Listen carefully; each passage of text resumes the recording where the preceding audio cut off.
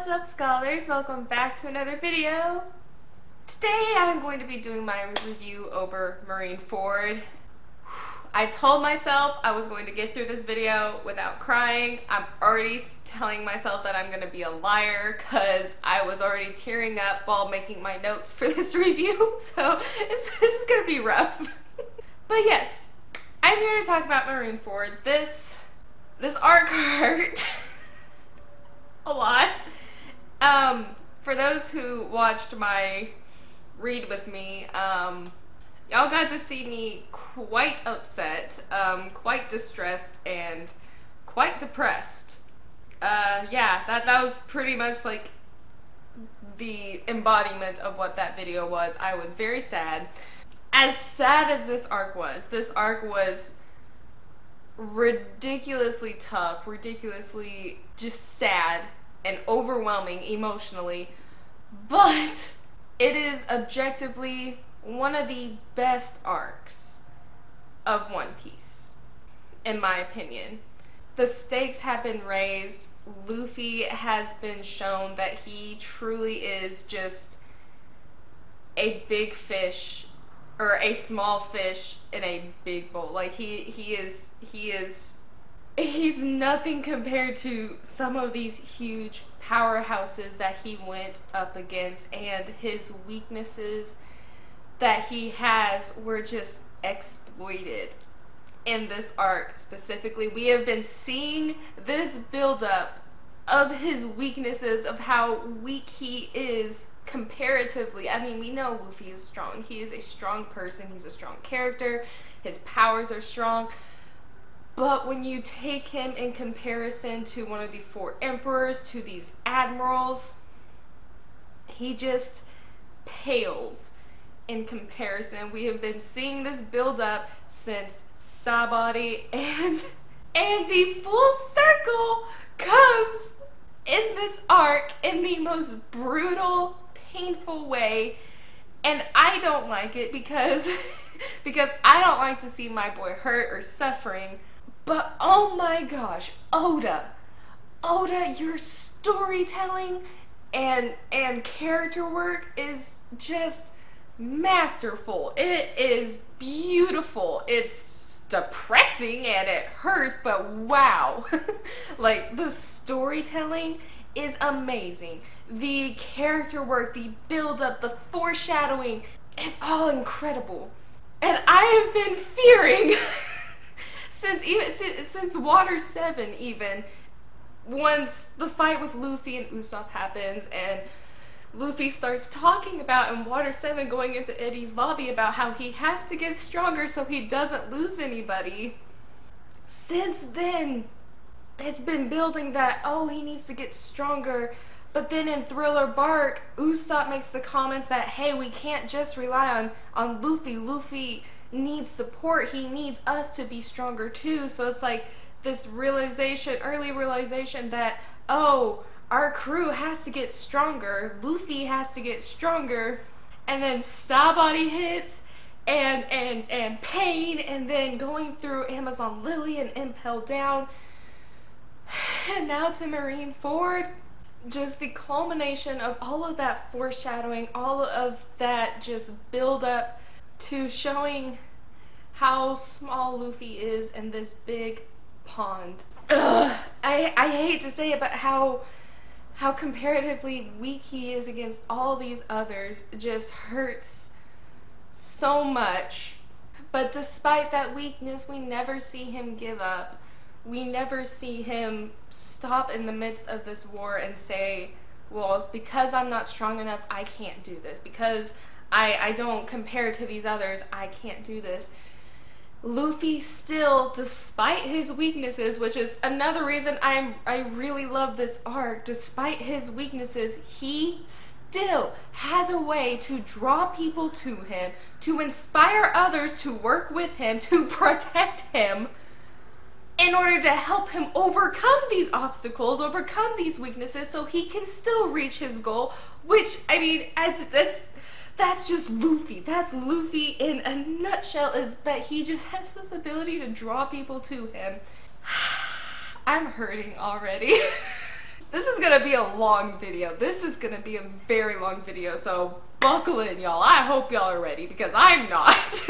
We see how Luffy is able to inspire those around him, to help him, to aid him, and how despite all of that, it's still not enough. When faced with some of the strongest people in this world,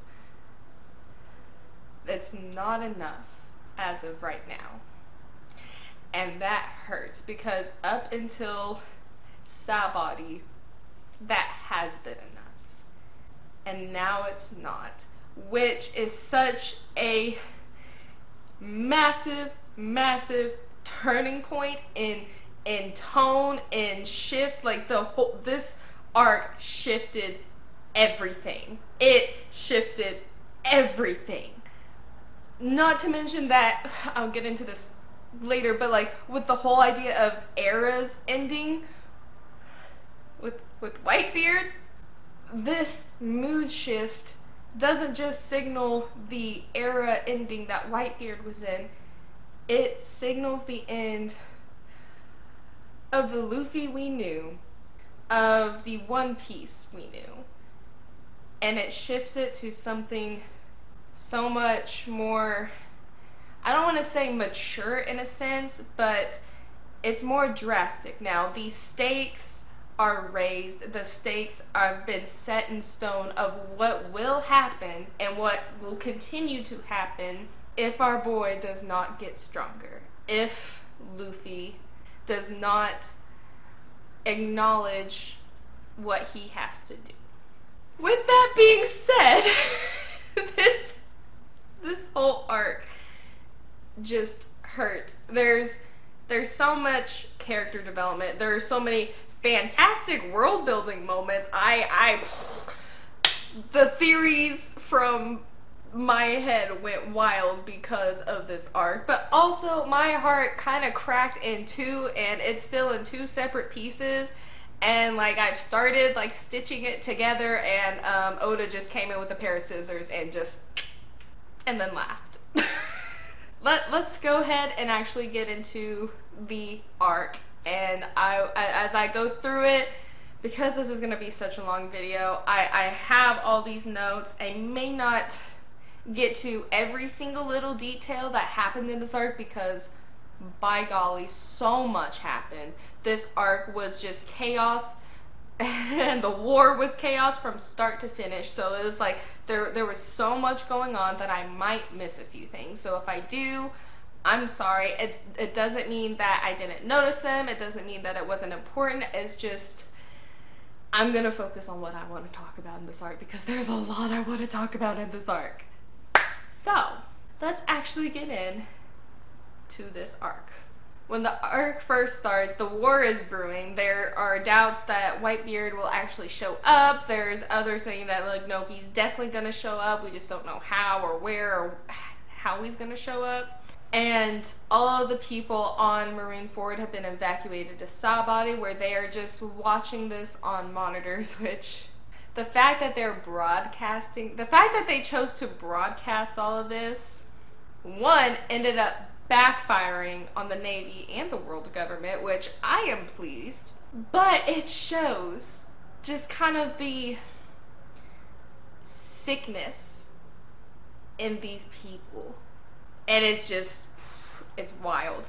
But yes, so they're all watching from Sabaody. Ace is getting led to the execution platform.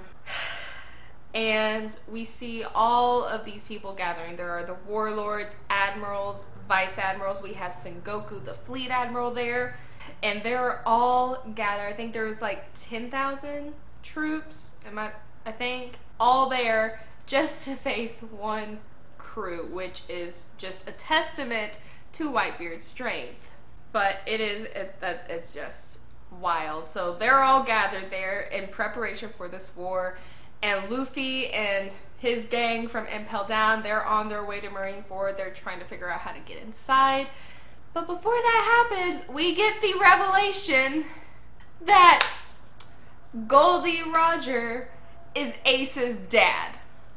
Not dragon. I mean, that was good enough for me. I thought that was cool enough already. That was fine with me. But no. Gol D. Roger, the Pirate King, the former Pirate King, is Ace's father. That I have so many thoughts on that. Despite the fact that Ace holds this type of resentment and hatred for Gol D. Roger, probably for abandoning him, and then the fact that like his mother died and everybody hated Roger, and the fact that if they knew Roger had a child, they'd all hate him immediately. That hurts. And we get the information that these Marines, the cruelty of the Marines at this point, they had gone in search of Roger's child because they had got wind that maybe he could be having a child, and they took every mother, every unborn baby that could have possibly been his child, even though they had no proof.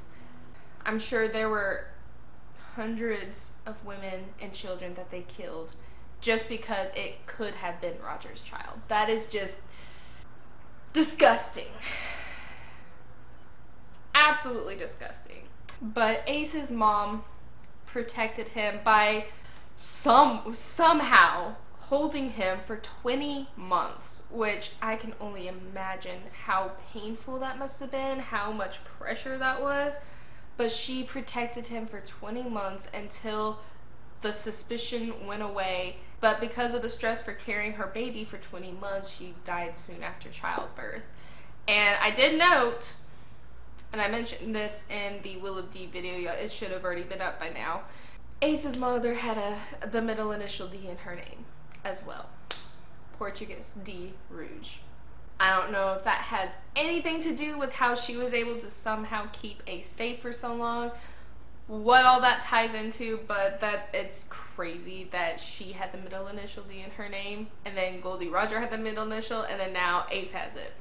And we see Garp remembering Roger and how Roger asked Garp to take care of Ace because he is just a child. He has done nothing wrong. Whitebeard reinforces this later when Squard attacks and everything, but the idea that a child should not be punished for the sins of their parents, I think, is so crucial in understanding Ace as a character and understanding the way Whitebeard loves Ace and also the way Garp loves Ace. There are two very different types of love, and they show their love in two very different ways, but I just think that theme in this arc really shined, and it was beautiful and heartbreaking. And we get the mention of Dadan, I think is how you say her name.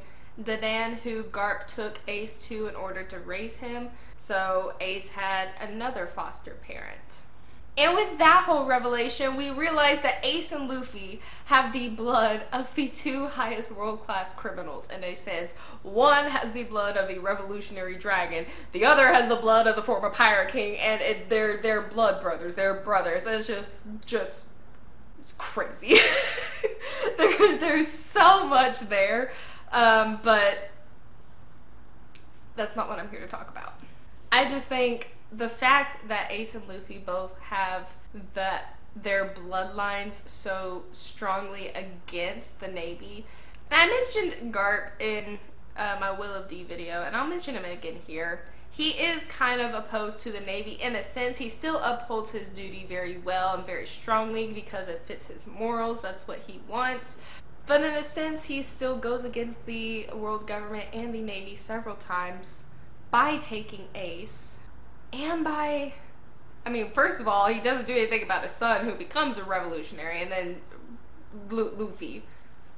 So, Garp is a very interesting character to me. But then we learn more about Ace's history as a pirate. He was the captain of the Spade Pirates, which I think is really cool because his name's Ace. And he was gaining a lot of notoriety and turned down the opportunity to be a warlord. And then got into a conflict with Whitebeard. And Whitebeard ended up recruiting Ace after beating Ace.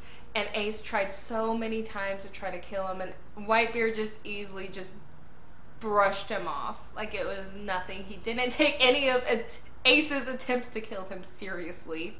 After Whitebeard recruited Ace, he was intending for Ace to be the next Pirate King, despite what Ace wanted, despite what Ace thought, because Ace was the only one who believed that he was going to make Whitebeard the next Pirate King. But everybody else knew that Whitebeard wanted to make him Pirate King. Even Sengoku was telling it to him straight, and Ace was trying to deny it because he didn't want to accept it. But that was the truth. Whitebeard had faith in Ace, so much faith that he wanted to make him the next Pirate King. I love the relationship between Whitebeard and Ace. It is a truly beautiful father and son relationship. I love the found family of the Whitebeard pirates in general. Whitebeard and Ace hits home because, of course, that's what this arc focuses on a lot, is their relationship. So it just really makes it feel a lot more personal. And it hurts that much more. But then we have Luffy's group outside, and the gate opens, which we later learn was because of Blackbeard's doing. But gate opens, and I love Buggy. He was the only levity in this arc. I really needed that. Buggy bluffs about the whole thing. They all think that he somehow magically opened it, and he's just rolling with it, even though he has no idea how the gate opened itself. But he just rolls with it because of course he does. It's Buggy. And they're all going through, and all the warships are coming. So now it's battle time. The war is started. And all of Whitebeard's crews and his allies, like subsequent allies under him, kind of, in a sense, all show up in their warships, and Whitebeard comes out and he says, "My son better be okay." I love Whitebeard. I am so mad. I am so mad that we got to really dig into Whitebeard and his character and learn so much about him, and then he's just taken away from us at the end of this arc. I am so mad about that because I really love Whitebeard as a character, and I'm so mad I didn't get to spend more time with him. And as Whitebeard's declaring this, Luffy's coming in, and Evan's asking if Dragon's gonna come, and Luffy's like, well, why would he? Casually drops that, Ace's father is Goldie Roger like it's nothing, and just shocks everybody else around him because Luffy is Luffy. And then we get Whitebeard's first show of power with his Tremor Food. It's so cool. I love his power. It's so awesome. And just casually destroys so much with just a bang of his fist as like a signal of starting the war.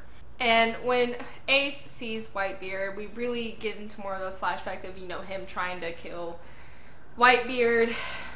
And the way Whitebeard just like totally accepts Ace, and the conversation Ace ends up having with Marco, saying like, we're all rejects, like we're all rejected by society, but he still takes us as family. He still calls us his sons. That's what makes him so amazing. That's what makes him so great. That's why we all follow him.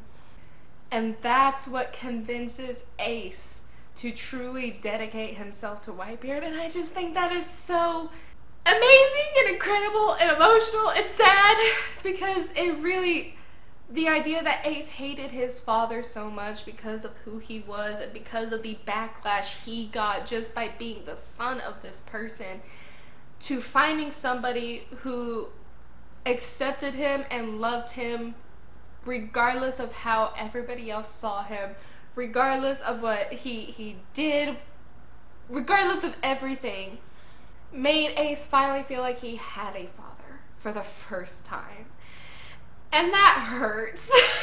And that's why when Ace apologizes to Whitebeard and be like, you told me not to go and I did anyways, I'm so sorry, I brought this on myself. And Whitebeard says, no, I was the one who told you to go. He completely takes responsibility for Ace, and And it's just like, nope, you did what I was telling you. Isn't that right? And Marco's like, yep, he told you to go. We all heard it. I love this bond in this family that is the Whitebeard pirates, and the fact that Whitebeard took responsibility for Ace as a way to ease Ace's pain was just beautiful. And then Whitebeard just casually creates these tsunamis with his fists. The war starts. It's just full-blown chaos as soon as it starts. And as these tsunamis are raging, Doflamingo's over here just laughing, enjoying the entire thing. I have some thoughts on Doflamingo. He's enjoying this whole thing. Aokiji freezes all the waves, takes care of them, and there's so many fights going on. Mihawk is starting to fight Jozu.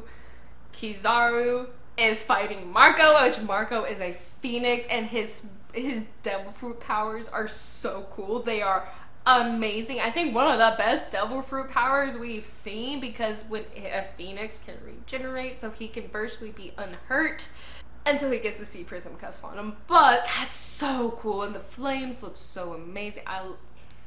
Marco's power is fantastic, and I love Marco as a character. And then you have these giants joining in. You have Akainu. Trying to join an attack. And I love Whitebeard because Whitebeard brushes him off like it's nothing.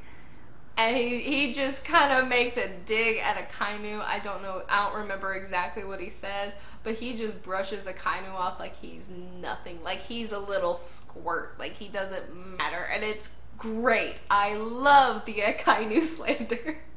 And as these giants are coming, we get Little Oars Jr. Little Oars Jr. was a character I was not expecting to see, and was a character I wasn't expecting to like all that much.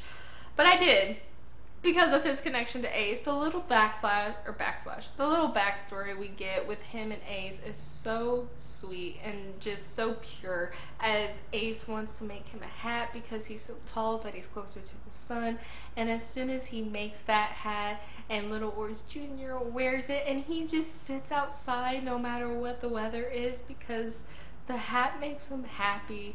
As if my heart wasn't already gonna break into 1,000 pieces 10 different times during this arc, we had to have that.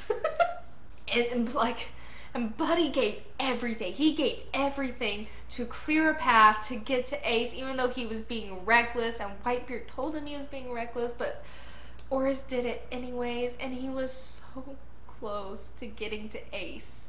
So close. And then Doflamingo takes his leg. Little Oars Jr. goes down right in front of Ace. Which Ace just has to sit here and watch this entire war happening because he's in chains, he can't move, he can't do anything, and he just has to watch all of his allies get seriously hurt and injured and possibly killed right in front of his eyes. And that's so difficult to imagine him having to watch all of that. And Koby had some highlights in this arc, but we see Koby already struggling. He's afraid, he's wanting to run away, but he sees what happens when you run away because of Akainu and what he did to that other Navy man. And he's still so afraid, but he doesn't know what to do. And so you see this internal struggle with him and Helmeppo, that they don't know what to do in this war because they're like, we're not strong enough to fight against these people. We know we're not strong enough to fight against them. If we go out there, we're gonna die. It's such an interesting internal struggle because of how it pays off later. I love Koby. And then we get Doflamingo's speech. As the war is already started, there's chaos brewing all around. And then his speech saying, are the pirates the bad guys? Is the Navy the good guys? Things like that change with the seasons. Kids who have never known peace and kids who've never known war have completely different ideas of right and wrong. It's the job of those at the top to decide what's good and what's evil. Right now it could go either way. Justice will prevail, of course it will. Because the side of justice will be whichever side wins. That speech had me confounded. Absolutely confounded, because he's right. And I don't want to admit he's right because I don't know too much about Doflamingo's character, but he's definitely not a good person. He's definitely not on our side. But that speech was so true. There's nothing more frightening than a villain that you can agree with. That a villain that says things that you virtually agree with, because it's scary. Of course, the way he says it is probably completely opposite, completely detached from how someone with good morals would take it. But the fact is, he can say these things and it makes the reader pause because you're like, oh, he's got a point. And that's a terrifying villain. That is a scary, scary villain to be up against because you don't know what his motivations are. You don't know where his loyalties lie, if he even has any loyalties, and you don't know his morality because he could very much think that he has good morals according to his own beliefs and his own sense of justice and his own era. But that doesn't mean it's a good thing. That doesn't mean his morals are right. That doesn't mean his idea of justice or his era is right. But it's there. He's very interesting. I don't know enough about him to really get a good grasp of his character. But from that speech alone, that is my impression of Doflamingo. He had way too much fun in this war. First of all, he had way too much fun. He was enjoying it too much. But then this speech really gave me pause because I'm like, what does Doflamingo want? And I got into this with the idea of the Will of D in my other video, with the idea that he wants to make his own era separate of that inherited will. But we still don't know, or I still don't know what Doflamingo wants. Y'all probably know what he wants, but I don't. But Doflamingo is such a fascinating character. Fascinating character. I just had to take a moment to talk about his speech because, wow. Then we get the news that Ace's execution has been moved up. And that's when you get this moment between Garp and Ace. And Garp goes up to the platform and he sits right beside Ace. And Sengoku's a little confused. He's like, what are you doing? And Garp says, I show no mercy towards my enemies, but family is different. And he sits down and he starts crying, saying, why couldn't you have lived the way I wanted you to?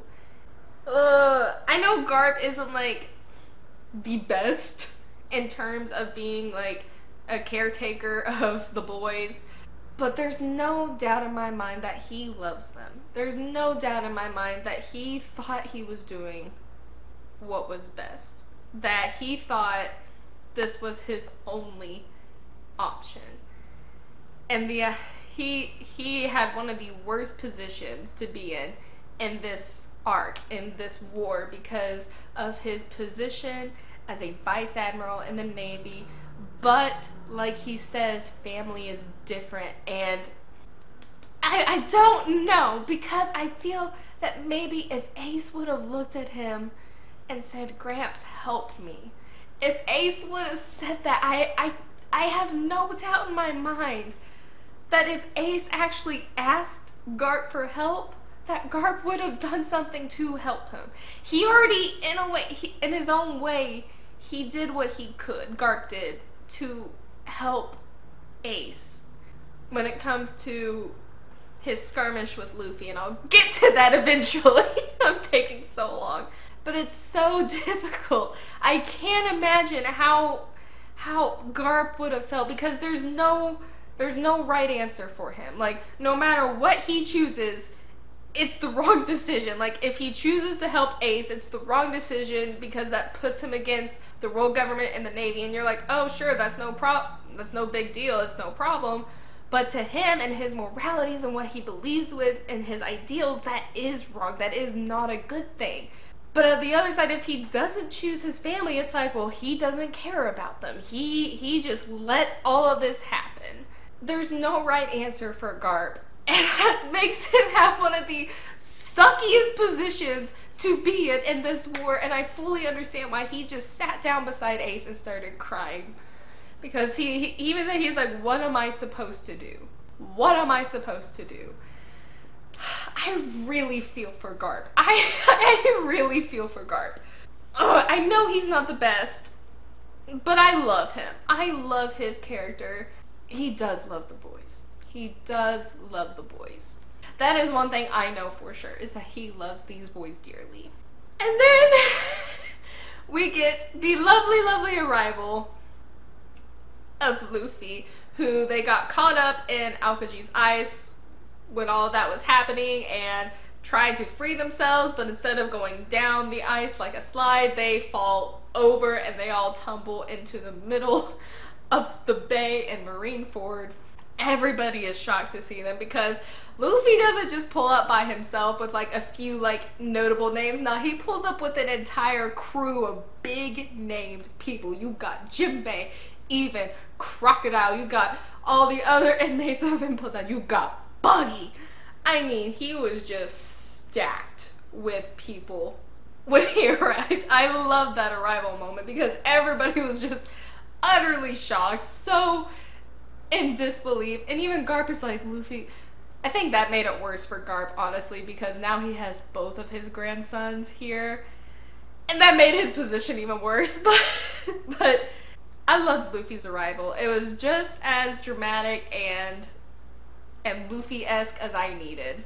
And I love when they fall into the water, Jinbei ends up saving them because they're devil fruit users, they can't swim, so he just scoops them up. He's like, wow, y'all are such a bother. And takes them to shore. And once Luffy gets up, he calls out to Ace and says, I'm here. And then of course we get Crocodile trying to attack Whitebeard. I'm telling y'all, Crocodile wanted to smoke with everybody in this arc. Like, he landed on Marineford and decided to become a menace, and that's what he was. But yes, Crocodile tried to attack Whitebeard. Luffy stopped him. Crocodile's like, I held up my end of the agreement, why are you stopping me? But because Whitebeard is so respected by Ace, Luffy's not going to let Crocodile touch him. And then Luffy just has the most casual conversation with Whitebeard, as if he's not talking to one of the 4 emperors, as if he's not talking to the strongest man in the world. Just casual conversation that's just like, yep, that's my Luffy. And Luffy like picks a fight with Whitebeard because he's like, well, what, do you want to become king? Like, I'm not gonna let you, I'm gonna be king of the pirates. And Whitebeard is just like, oh, this is a cheeky little brat right here. And he instantly likes him. He instantly likes Luffy because Luffy just tries to pick a fight with him. Probably reminded him of Ace. Definitely reminded him of Ace. But then Luffy lets him in on the plan to like move Ace's execution forward, and so they're all adjusting to that.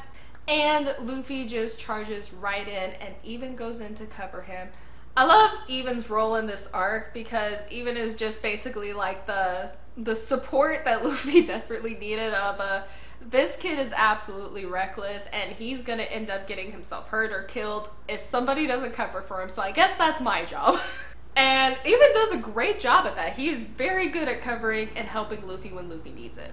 But then we get the idea that Even knows Kuma because they run across the pacifistas and Even sees Kuma and he's like, why are you attacking me? We're good friends. We're old friends.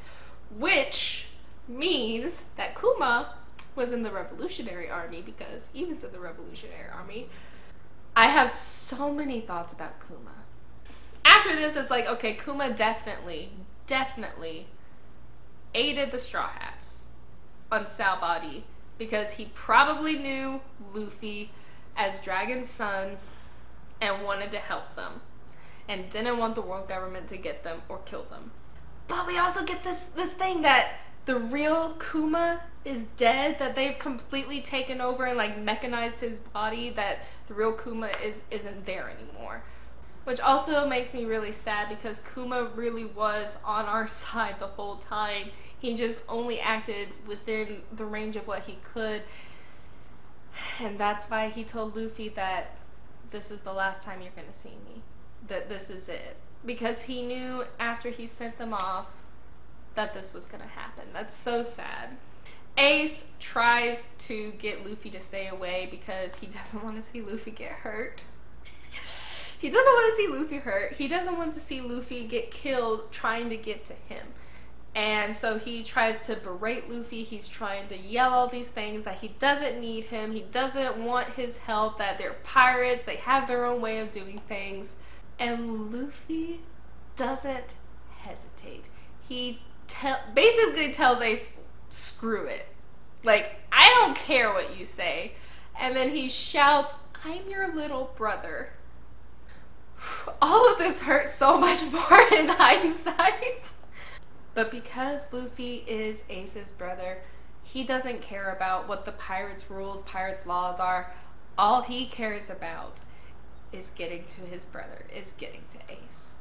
And then we get Jinbei just absolutely bodying Moria, which I was pleased by because I don't really care for Moria. He's not a character I am particularly attached to in any form or fashion.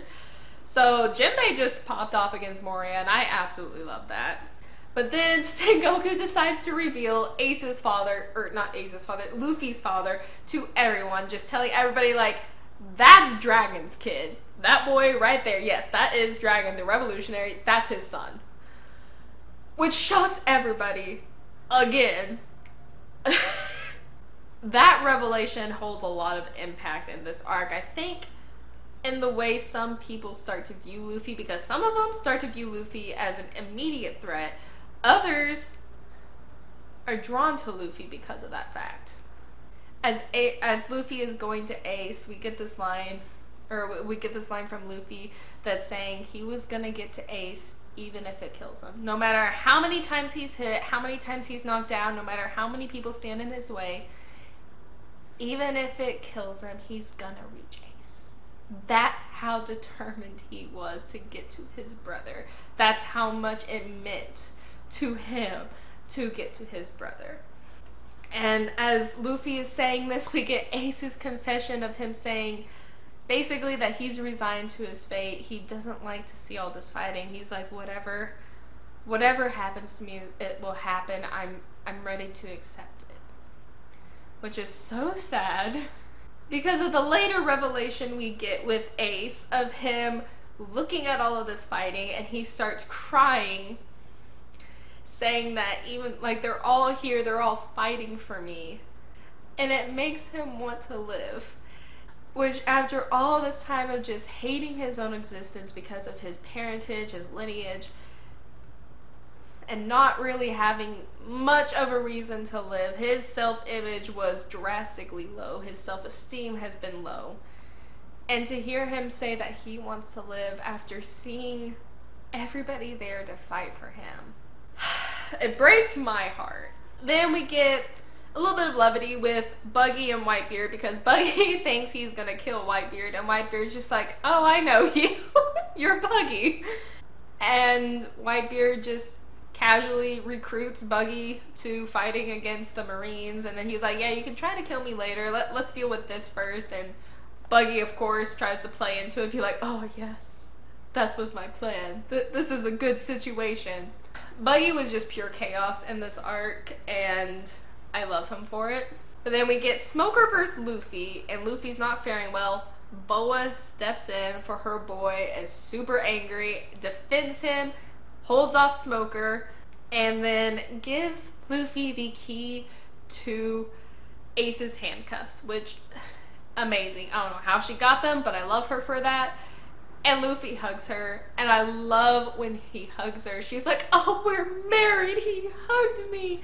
And I just love that Luffy's happiness of being able to get the key to free Ace, just immediately he's so happy he hugs. I just love that. I love that.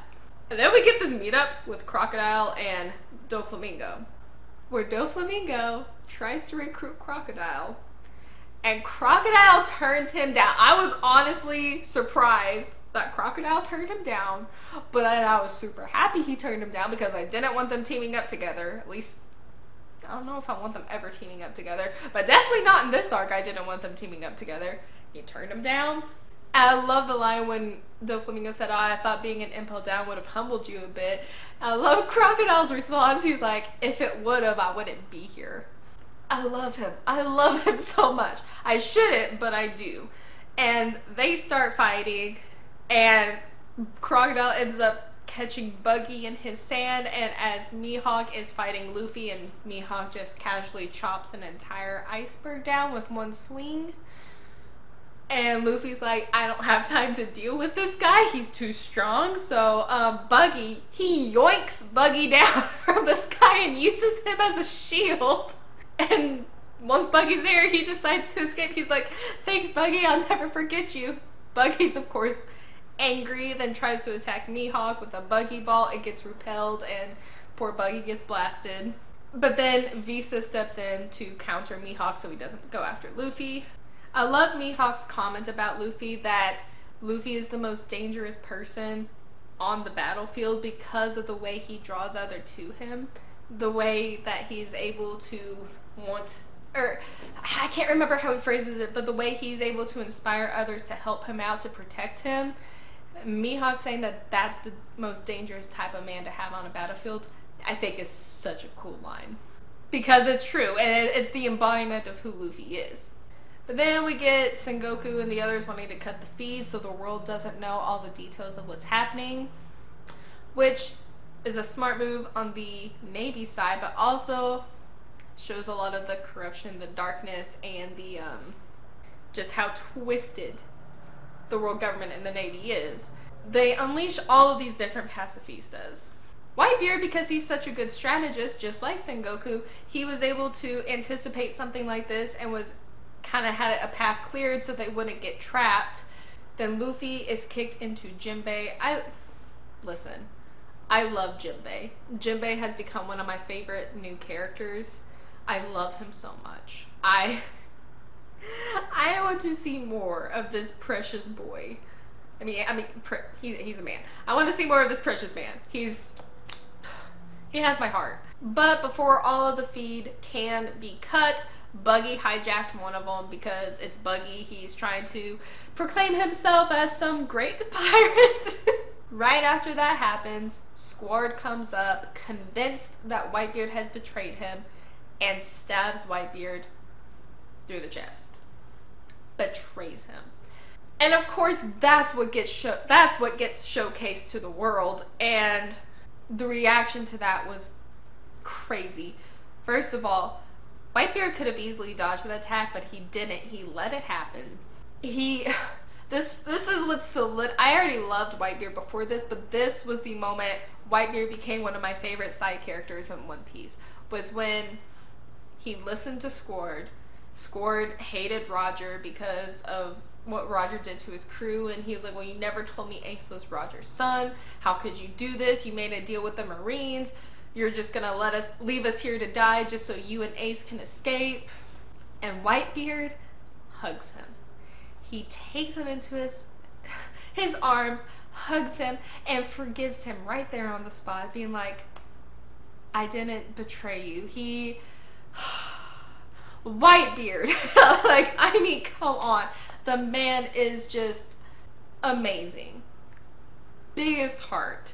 Being able to immediately forgive somebody who stabbed you through the chest because you knew they were deceived, and then being able to rally everybody back to you and convince them that no, I haven't betrayed you. I would never do that to any single one of you.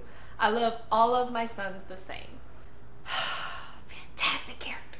Gosh, I love Whitebeard. I'm so upset. But in the midst of this, we get Crocodile screaming at Whitebeard. Like, I'm sorry. I need to know more about Crocodile and Whitebeard's past, because I know Whitebeard defeated Crocodile because Crocodile admits it. But there's something so much more there, the respect. Crocodile respects Whitebeard, not Blackbeard.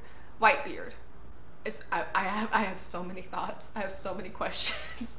But Crocodile yells at him and says, the man who defeated me would never be this weak, would never have allowed this to happen. Cut the pretense. And then after Whitebeard rallies everyone back to him, he's looking out at Crocodile. They're making eye contact, and Whitebeard's like, you think too much of me. I'm just one man and one heart. That's just, I have too many thoughts on that. After that, Whitebeard's on the move. He is out to attack, and Sengoku says, "Be on your guard. The strongest man in the world is coming." I think that line just sends chills through me. It's like, yes, that's so cool. That the build up to that was so awesome. I loved it, and I also love Squard is not my favorite. I have some sympathy for him, but not completely. It's fine. He redeems himself in a way, kind of, later. But I do like Marco's words to him as Squard is crying because he does regret what he's done. He does realize he's been fooled, and he has a lot of shame and guilt for that. And as he's crying, Marco sits there and be like, is this gonna help? Like, is you sitting here crying in guilt and shame gonna help Whitebeard in this war? Like, think about what you can do to make it up to him, to help him. I love Marco. Marco is a cool character. Just like that, as Whitebeard attacks, he solos, what was it, the giant, John the Giant, completely solos him like he's nothing. Sends a huge attack to the platform that could easily crumple it. But the three admirals are there to stop it. I will not lie, that panel and how they did it in the anime was so cool. The way they're all three standing there with their arms out deflecting his blast was so cool. It was so clean. It does showcase how strong they are, but it also showcases how strong Whitebeard is. It took three of them to stop his one attack. But then those giant platforms come up to block everybody in, except for the one, because Boris Jr. came in clutch again, and because of how he was laying over it and the blood that seeped down messed with that one section of the wall that gave them an open path. So all the pirates start rushing in through that one opening because of Little Oars Jr. And Akainu rains down these huge lava punches, which are super cool, super effective, and just leaves them scrambling trying to get out of range. Akainu's powers, they're cool, but I do not like him in the slightest. I feel like I'm sorry for all those who do like Akainu's character. He's a great antagonist and a great villain, but I don't like him.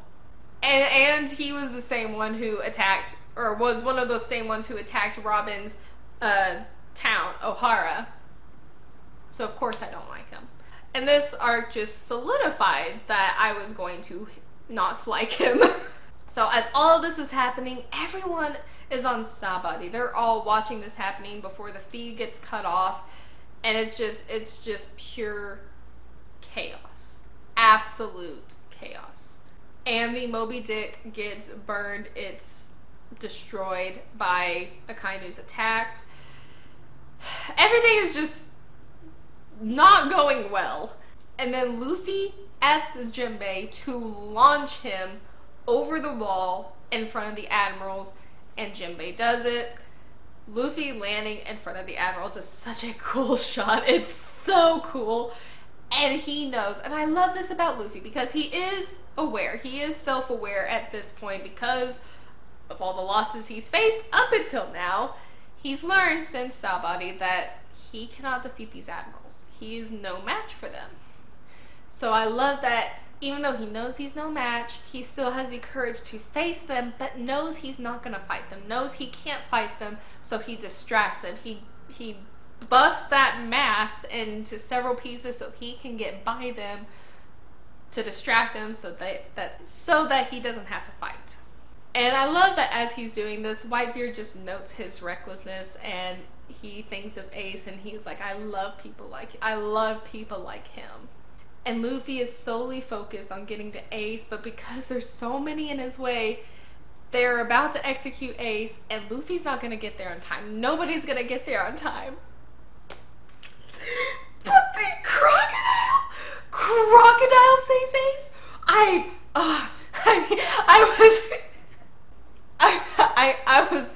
was speechless. Crocodile saved Ace. And you know, they're like, well, we thought because of your grudge against Whitebeard, you wouldn't ally yourself with them. And Crocodile's like, I'm not allied with anyone. I just don't want to see y'all have success. He just doesn't want them to get what they want. And I love that. I love that because he really is like this morally gray, like in between character who's not really on our side, but he kind of is on our side at the same time. Who does whatever he wants to do, kind of like Hisoka from Hunter x Hunter. Like I was saying in my Impel Down video, he just plays this role so well, and he's just doing whatever he wants, and I love the way. And because I love that he saves Ace because it leaves everybody shocked, but he makes his stance very clear against the Navy and against the government, and I love that. And then Doflamingo comes up because he wants to smoke with Crocodile. He's offended that Crocodile, you know, saved Ace and didn't join him, so they start fighting. Well, that's all happening. Aokiji ends up really hurting Luffy because his ice pierces Luffy and Luffy's down, but Marco comes in clutch and saves Luffy. And then this new ship that was underneath that, because again, Whitebeard is a great strategist and didn't play all of his cards all at once, he had that waiting. This new ship comes up and Oars, the absolute legend, gets up and drags it to shore through that little opening that they had. So now they have that huge ship there. And Aokiji sees this and tries to go stop him, but then Jozu comes in, intercepts, and Jozu's like, you go ahead, I'll take care of him. I love that. I love that the commanders are so self-sufficient and they're so sure of what they can do. And they're like, you have a mission, Pops. You go get it done. I'll take care of this. At this moment, Luffy is just getting beat up. He's getting destroyed. Like, all of his weaknesses at this point in the war are getting exploited. He's been running on empty since Impel Down. And he's continuing to run on empty, but he's pushing himself far past his limits, and it is catching up with him. Plus the fact that he's up against people who are substantially stronger than he is. And he's getting hurt by and he's getting hurt by Kizaru. And Kizaru points out all of his weaknesses, saying that like you're just reckless. You've just got these guts, this bravery, but that's it. That's all you have. And Kizaru ends up kicking Luffy into Whitebeard. Whitebeard catches him. And Luffy tries to protest, but Whitebeard's like, you've done enough. And the way Whitebeard just casually just tosses Luffy to them and to his crew is like, oh, get him some help, really kind of cemented the idea that Luffy wasn't strong enough to finish the war. And that wasn't really a reality I don't think Luffy was ready for. Like, he had a lot of self-awareness, but I don't think he was ready to accept that he couldn't save Ace. They all wanted him to rest, and Luffy's just not having it. And then you get Even just popping his head over, being like, I knew you'd do this, Luffy, you reckless little man. Like, I knew this is what would happen. That shot of Even just popping his head over the wall always makes me chuckle. It's really funny. And then we get Marco trying to go to Ace, but Garp makes his stand. He knocks Marco out of the way, and you can tell he's struggling, but he's like, if you want to go through me, you have to go over my dead body. Like, if you want to get to Ace, you have to go through me first. I have a lot of thoughts on that. I think Garp he might have let himself die at that point as like his type of atonement for everything that happened. The way he was speaking to Marco and then to Luffy later on, it was like him saying that you can get through me if you kill me, and if you kill me, that is my atonement for failing them. But then Whitebeard falls because he's weak, because he was sick before this war even started. And Akainu takes his chance because Akainu, and lands a blow on Whitebeard that is very detrimental. And that one moment of Whitebeard getting hit distracts all of the commanders enough that it turns the tides. Jozu gets taken down. Who is the other one? Vista gets taken down. Marco gets the prism cuffs on him, so he's out of the game. And it just completely switches the tone of, oh no, the pirates are on the losing side at the moment. And then we get Luffy begging Even to give him like this injection to energize him to do something so he can get back on his feet. Even is trying to convince him not to. And then Luffy says that if he can't save Ace, he would rather die afterwards. Even injects him, and Luffy continues, and now Even is like, I can't let him out of my sight. Even knows that he cannot let Luffy go off on his own. And then as Luffy is continuing, here comes Koby, because Koby again has been so inspired by Luffy all this time, and he's been watching Luffy through this war struggle so much, getting knocked down and getting back up, all determined to save his brother, even if Luffy himself doesn't stand a chance in this war. And that inspires Koby. He's like, I have to at least be able to face you. Like that, to fulfill my dream to be an admiral, I have to face you. And he does, and he gets knocked out by Luffy. And it is sad because at the time Luffy doesn't, I know Luffy knew it was Koby, but Luffy didn't take any time to let that sink in because he was so focused on going to Ace. And then the pacifistas try to attack Luffy. Hancock covers for him again. She's just destroying all the pacifistas. She really got to showcase how strong she was, and I love it. But everything is not going well. Whitebeard gets attacked big time. All these people are stabbing him, and while everybody's worried, he's basically like, why are y'all worried about me? I can handle this all on my own. I am Whitebeard. And he just knocks them all out while he's saying that. It's so cool. He's such a cool person. But that doesn't mean things are going well. No, they're still not going well at all. Everybody is sustaining a lot of injuries and things aren't going well, and they're about to execute Ace again. And then Luffy uses Conqueror's Haki, knocking a lot of people out. And he doesn't realize that he did it. But the moment he did it, everyone was just floored. They were amazed, they were terrified. There were people that instantly were drawn to Luffy because of that. And I love that. I love that so much. That moment is so cool. And then you have Garp and Ace being shocked. They were both shocked by what Luffy displayed, and Garp is like, you were born with it too. Which makes me think that Dragon might have Conqueror's Haki. It's a possibility. That would be really cool. But, I mean, that's just such a great moment. And they're going, and that was all it took for Whitebeard to recognize Luffy as a bringer of a new age, of a new era. And then he orders everybody to protect and rally to Luffy with everything they have. They're like, protect him at all costs. Follow him at all costs.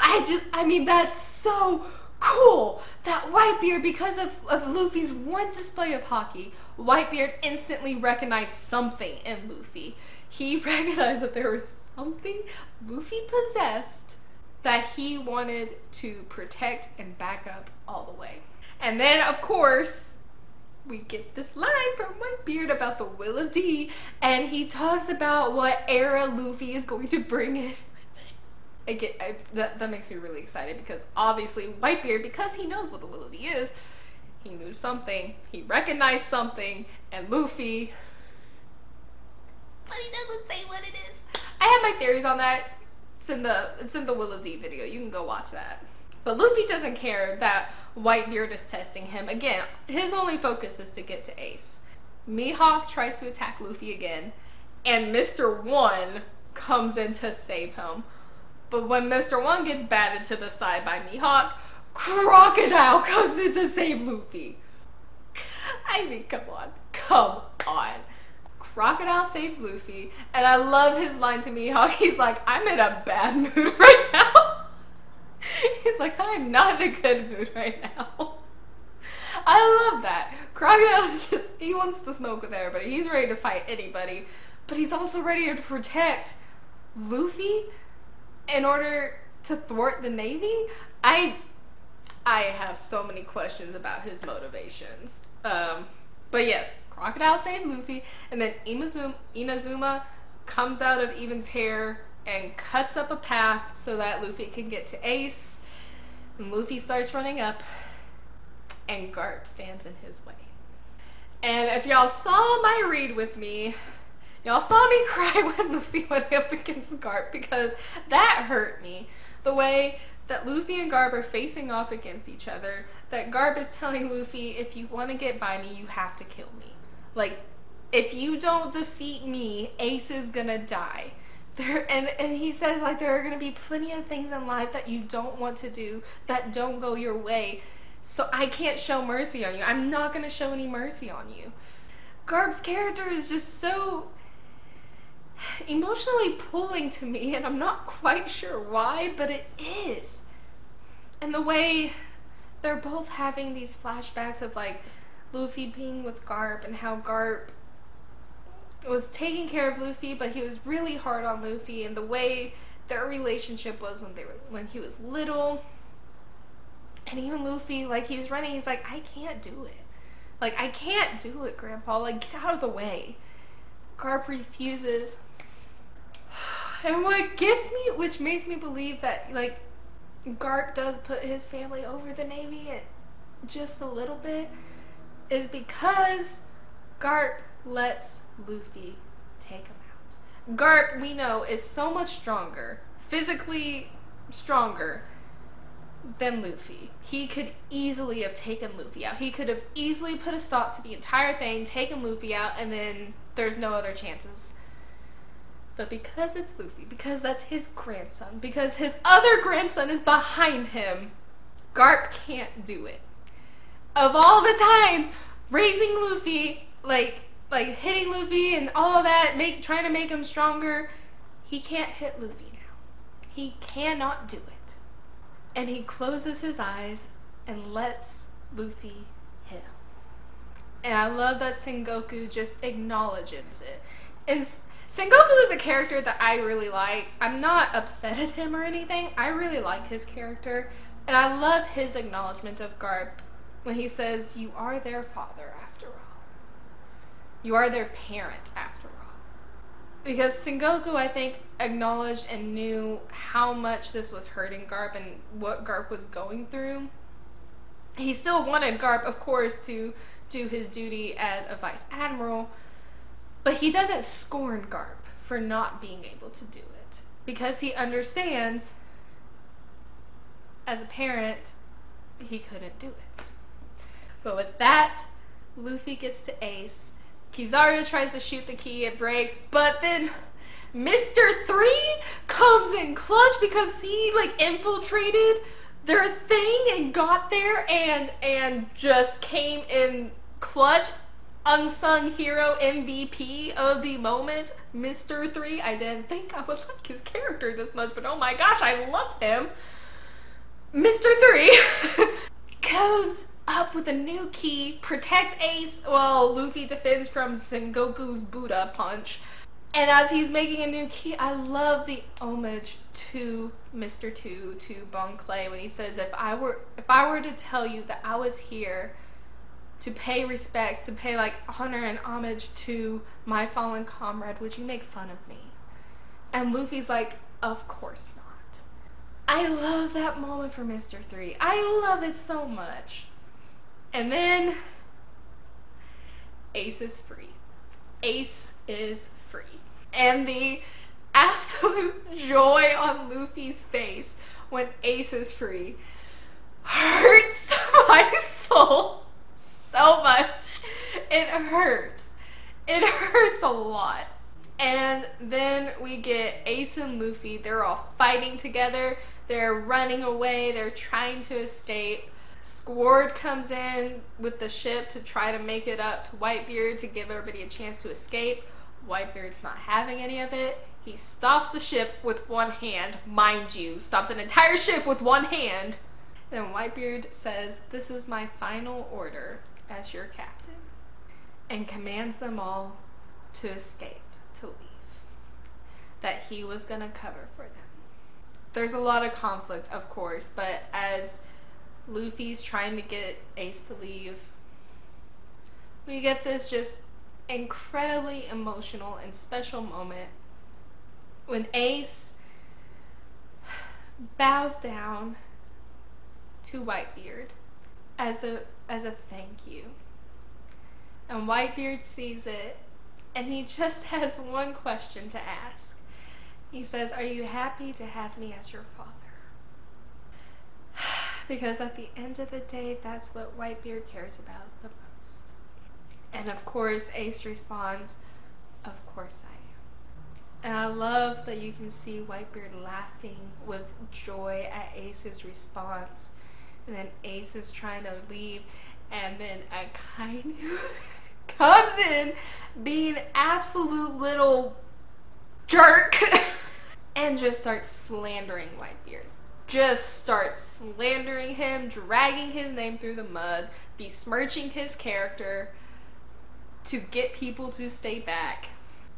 And Ace falls for it. Even though they told him not to fall for Akainu's tricks, Ace still stops, turns around, and demands a fight.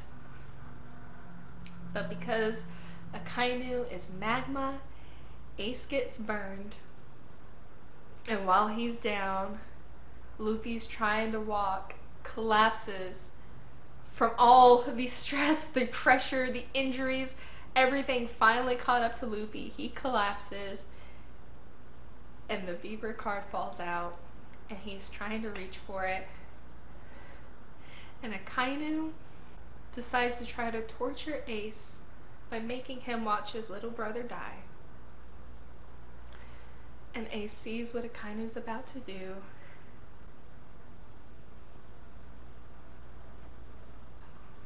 And Ace protects Luffy. He protects his little brother, and the attack goes through his stomach, and the Beaver card burns up. Luffy has to sit there and see his brother dying in front of him. As Akainu is trying to attack him again, Jinbei jumps in front of him to stop it because he's not going to let it happen. And Garp is on his way to just murder Akainu. And Sengoku sees it and holds him down. And Garp he said that he's like, "You best keep holding me down like that, because if not, I'm gonna murder him. I'm gonna kill him." And then we get Ace's final words as he falls onto Luffy. His last words, his speech hurts so much because all his life he's struggled with this concept of whether or not he's deserved to be born, whether or not he deserved to live in this world because of who his father was, whether or not he deserved any of it. And he says, if it weren't for Luffy and Sabo, he wouldn't have had any reason to live. And then he gained more reason when he joined Whitebeard. And he had finally found his reason to live, his reason to accept that it was okay for him to live. And he says, "My one regret, Luffy, is not being able to see your dream come true." And his last words, he says, "Thank you for loving me." And Ace dies in front of Luffy. He falls, and there's a pool of blood around him. And Luffy absolutely breaks. He just has a mental collapse at seeing his brother dead. The injuries he'd sustained, the effort and everything that he had put forth until that point, not only was that putting him beyond his limits, his mind was broken. His mind was purely broken by his brother dying right in front of him. In his arms. In his arms. And because Luffy is just completely shut out. His brain shut down. He is just pure despair and unconscious at this point. And even recognizes like his life is in danger. Like truly in danger. Both physically and mentally. He is in danger. And the Whitebeard pirates vow to protect him because that's Ace's brother. They're like, if we let him die, Ace's final wish is in vain. If we let him die, Ace dies forever, in a sense. And Jinbei takes Luffy and he runs. And Akainu tries to go after him again, and Whitebeard comes in and absolutely demolishes him. The rage, it's a quiet, silent rage, and I think that silent rage speaks louder than just a vocal rage. That silence that he had when he just went to Akainu and just attacked him and demolished him. I felt that a lot. Akainu lands a hit, takes off some of Whitebeard's face. Whitebeard is not phased. He's not phased. He keeps attacking. While Whitebeard is just now destroying Marineford, he's just trying to obliterate the whole thing, Blackbeard shows up. There were two people I had the most anger for in this arc. Akainu was the first, Blackbeard was the second. I'm not a fan of Blackbeard at the moment, because he shows up and he wants to cause all this chaos because he went to Impel Down because he wanted to get a powerful crew. He released all of these strong prisoners, and that's all he wanted the Warlord title for. And he comes back and tries to kill Whitebeard. Whitebeard fights him. I love that at first Blackbeard's really confident because he's like, oh, my darkness power can like take your devil fruit ability away, and then Whitebeard just slices him open with his weapon like it's nothing and just destroys Blackbeard. I love that. He doesn't hesitate. But then Blackbeard and his posse gang up on Whitebeard, and they just deliver all of those blows that end up being the rest of what Whitebeard can take. Then we get this flashback of Whitebeard and Roger. and Roger's telling him what the Will of D is, what it really is, what it means. And as soon as Whitebeard comes out of that flashback, that memory, he looks at Teach and says, you're not him. The one Roger was waiting for is not you. You are not him. I have so many thoughts.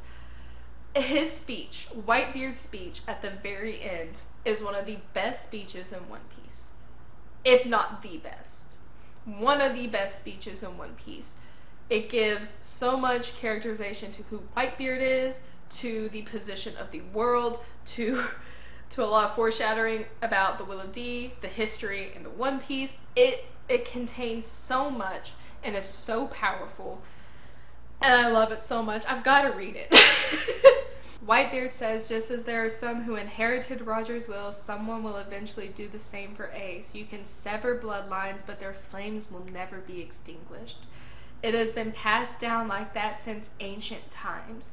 Someday one will arise who will challenge the world and shoulder centuries of history. Sengoku, you and the world government fear the great war that will come to this world one day. I'm not interested in the treasure, but when it's found, the whole world will be turned upside down. Someone will find it, that day will come, and then he says, the One Piece does exist. Says it in front of everybody because at that point the cameras are back up, so the entire world hears his speech. The entire world is witness to what he's saying. And Sengoku gets mad because of the connotations of everything that Whitebeard said. And that's it.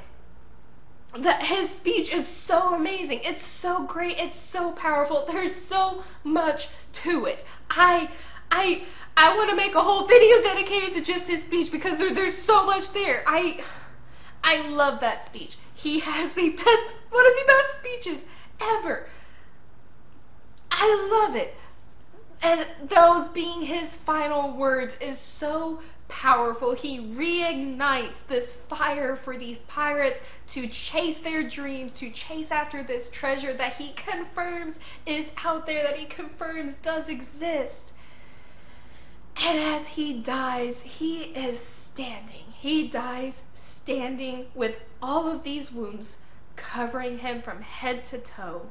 But there is not a single coward's wound on his back. He has never run away from any fight.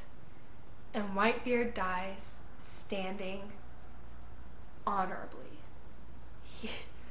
That moment, so powerful. To hear him scream, "The One Piece does exist," just chills. And as that news starts to spread, one, about the One Piece, and then two, that Whitebeard and Ace are dead, Blackbeard takes Whitebeard's power. I don't know how he does it, but he does, because he is so power hungry and power crazy that he just wants to be stronger and more powerful. He wants to be the most powerful person in the world, and he takes Whitebeard's power. He's the only one we know of that has 2 devil fruits. There might be more out there, I'm not sure. He has 2 devil fruits, and he just goes crazy with power. Starts fighting against Sengoku and Garp. That's all happening. Jinbei's still trying to get Luffy out of here. And Akainu, he decides to come back because he's a little spiteful person and still trying to get Luffy. And Jinbei and Luffy end up getting seriously injured. I think Jinbei takes one through the side and it ends up hitting Luffy in the chest. And they both are seriously, seriously injured. And as Akainu is about to land the final blow on them, Crocodile again comes in and saves Luffy. And he says to Jinbei, if you're gonna protect somebody, do it right. Crocodile, I need to know so much more about him. But he saves him, and he sends him flying on a bunch of sand, and he actually sends him right up to Buggy, who was trying to flee from the whole situation. Crocodile wants beef with Akainu, which I think is funny. Like I said before, he just turned into a menace who wanted beef with everybody. He just wanted to fight everybody. So he sends them on their way into Buggy, and he's wanting to fight Akainu, and all of the other division's commanders come up with Crocodile. They're fighting together now, which is really cool, to fight against Akainu. And Buggy catches Jinbei and Luffy, has no idea what's going on, notices that they're both hurt, and then Jinbei passes out. Buggy doesn't know what to do. He's just trying to avoid all these attacks. And then Law shows up.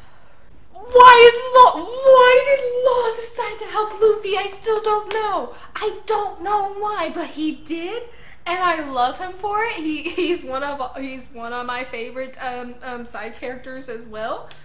Law shows up saying he's a doctor. He's a doctor, so he's gonna take Luffy and Jinbei and help them, heal them so that they can get back on their feet. What? You know, Buggy is like, he just tosses Jinbei and Luffy. He tosses Jinbei and Luffy to him. I was getting too excited. Tosses them to him because he doesn't want to be in range of all these attacks. But while that's happening, Kobe's hearing voices. Kobe's on the battlefield, and he is just getting plagued by these voices saying that they're disappearing one by one, referencing everything going on in the battlefield, but there's no way he can hear each individual voice by themselves.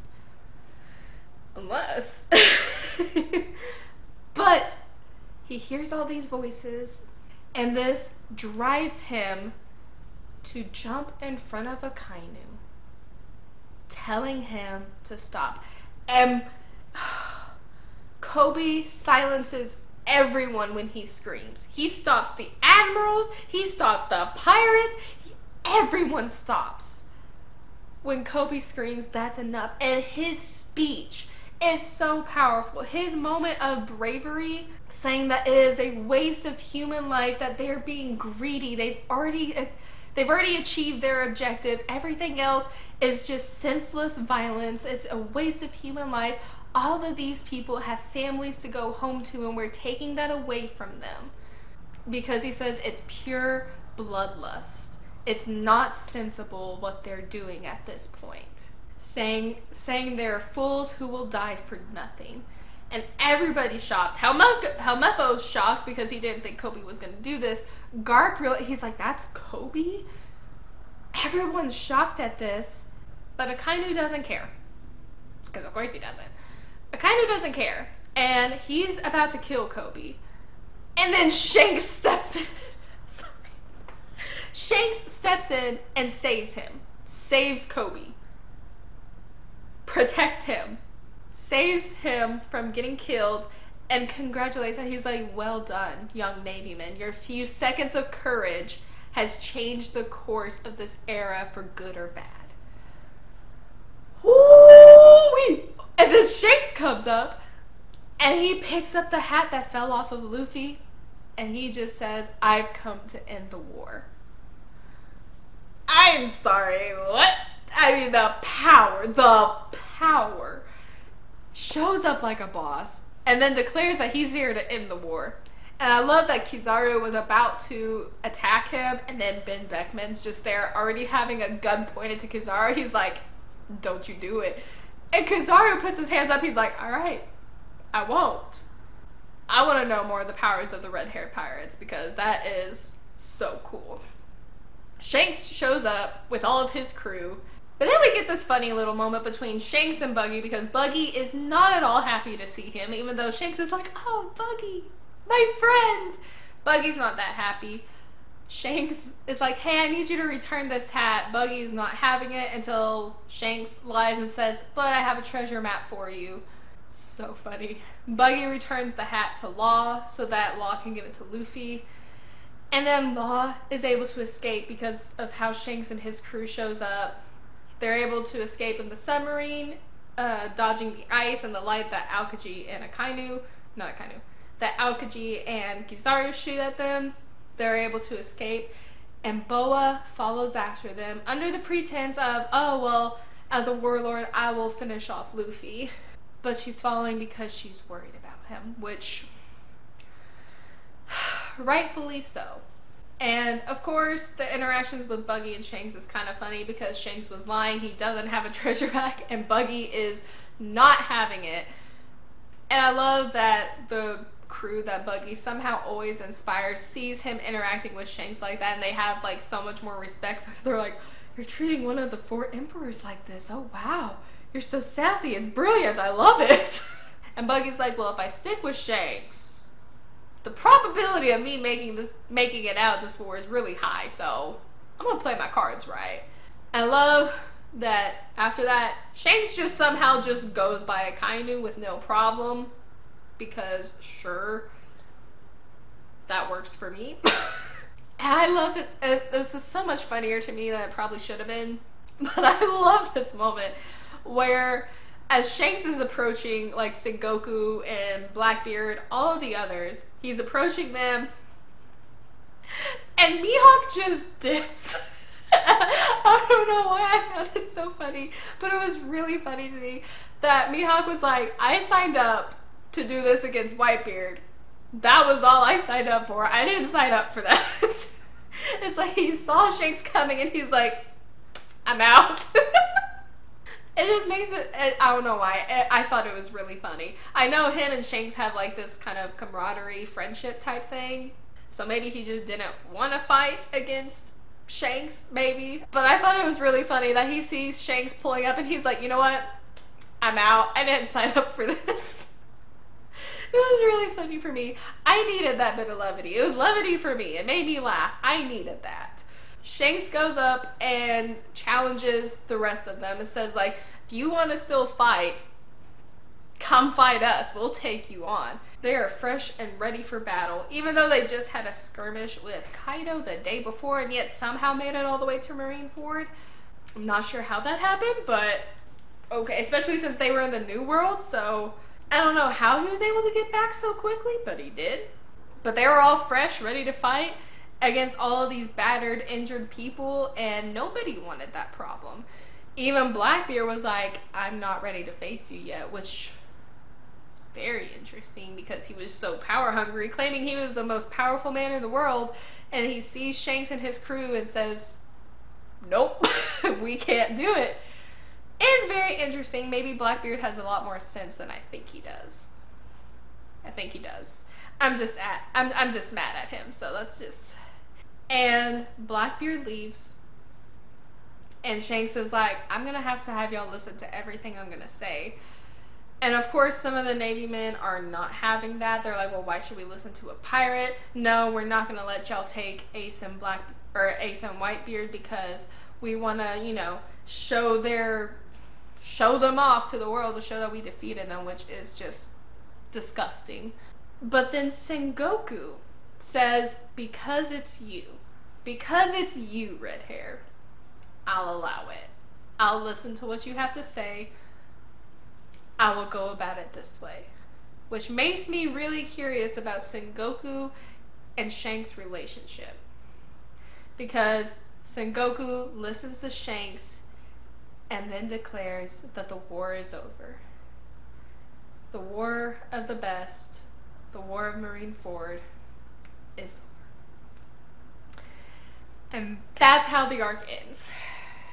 But now the war is over, but there's so much devastation and the impact that this is gonna have. Like I said at the very beginning of the video, this is just indicating a huge shift in tone, in pace, and in the future of One Piece, what's gonna happen.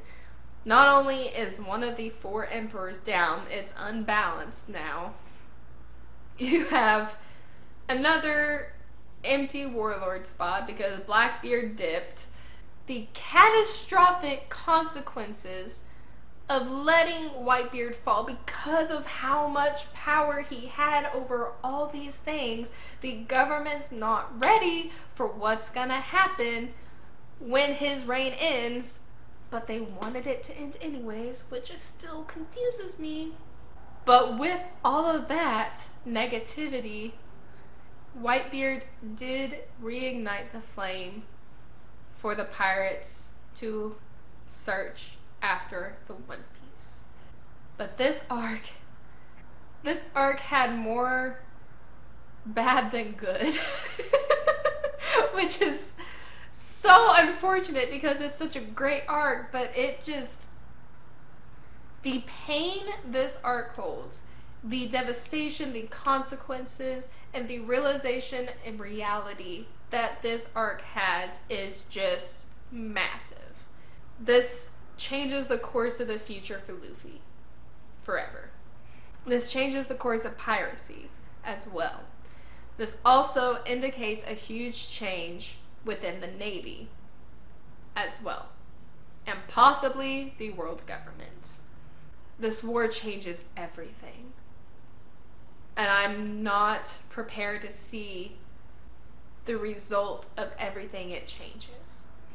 If there's one person I am most worried about, it is Luffy.